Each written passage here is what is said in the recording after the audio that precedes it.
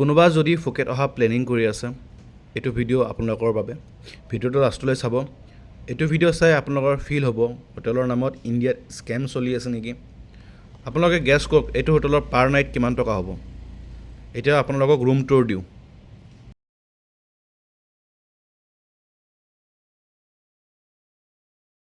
ৰুমটো অকণমান মেছ হৈ আছে কাৰণ মই আহি বস্তু পাতিবোৰ য'ত ত'ত ৰাখি দিছিলোঁ মই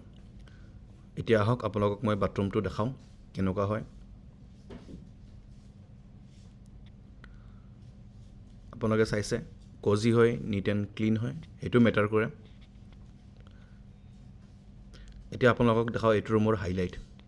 আপোনালোকে দেখিলে সন্মুখত আছে ছুইমিং পুল আৰু এইটো ৰুমৰ হ'ল হাইলাইট